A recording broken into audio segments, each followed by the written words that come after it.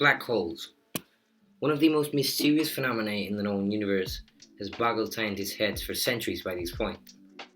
It is well and truly one of the most spectacular and unbelievable events available in the cosmos. And today on eSpace, I'm going to talk about what they are, where they come from, the different types, and analyze the one and only real photo we have of a black hole. First off, let's talk about something key. Einstein's theory of general relativity, which he came up with about 10 years after publishing his theory of special relativity, due to the fact that basically the latter had not taken gravity into account. GR implies that very massive objects have an effect on the fabric of spacetime, which is represented as a plane grid. This effect is represented as a curvature on said grid, which is called gravity. For example, let's take the Sun. The Sun is a yellow dwarf, but it is still quite an object with a lot of mass. This causes a curvature on the grid of spacetime, like I said before, and the reason that the planets around it, like Earth, orbit around it is because they simply follow the natural curvature of spacetime. A very good representation of this is as following. You grab a trampoline and you put an object with certain mass very high right in its center, which will cause the fabric to bend. If you then place marbles around the edge of the trampoline, they will naturally orbit the object in the center until they eventually arrive to it, following the curvature of the fabric.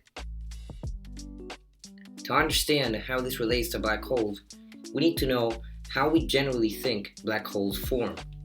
There are many ways, so here are a few of them. Firstly, we have the way most black holes form, which you may have heard before. A star goes supernova after spending all its fuel, and the core of the star contracts and implodes on itself, condensing into a point far too dense for its mass, converting itself into a black hole. Then, we have primordial black holes, which vary in size, and were the very first black holes to form in the universe during its earliest inflationary period. Finally, we have the central galactic black holes, which act as a gravitational epicenter and are key in the formation of most elliptical galaxies. There's one at the center of the Milky Way, our galaxy, called Sagittarius A, as well as one in our neighboring galaxy, Andromeda, which is far larger than Sagittarius. The largest black hole we have yet found is Ton 618, which operates as a very bright quasar and acts as the core of a huge galaxy.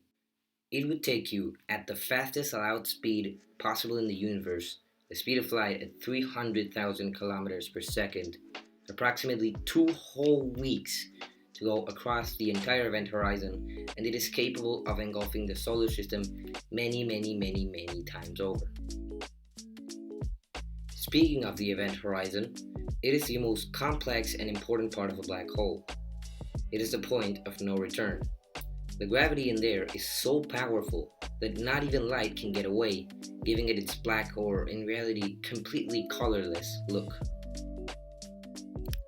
Now we arrive at the part in which GR comes into play. Just what is a black hole?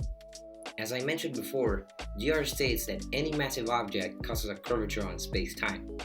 Now, black holes are generally very massive.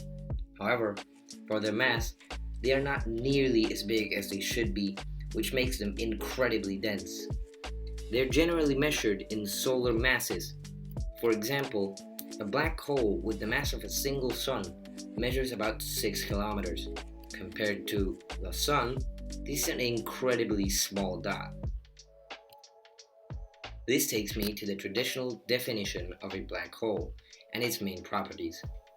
A black hole is a puncture on spacetime, but due to its mass and more importantly its density, it is capable of figuratively punching through space-time, making curvature it causes due to its gravity quite literally infinite. Going from the inside out, the edge of the black part of these objects is called, like I said, the event horizon. It is the most complex and important part of a black hole, the point of no return. Gravity in here is so powerful that not even light can get away. If you were to somehow enter the event horizon, you would die. But if you could, you would go on an endless, infinite trip into the curvature of space-time caused by the black hole, and in an infinite distance and an infinite amount of time, which equals to never, you would reach a point called the singularity. As you can see, this is a little mind-bending because the human brain does not get along at all with the word infinite.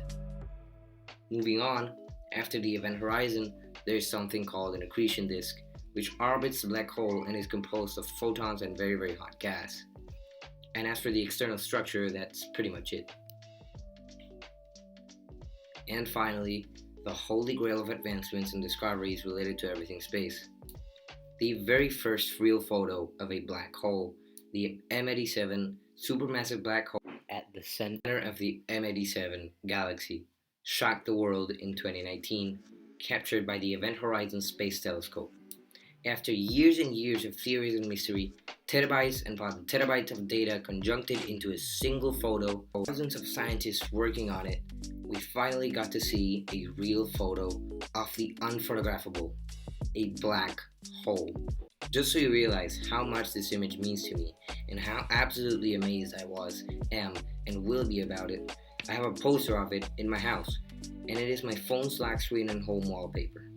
Pause the video and admire this image so you can absolutely fall in love with it just like I did. This has been eSpace. Thanks for watching, and I will see you next time.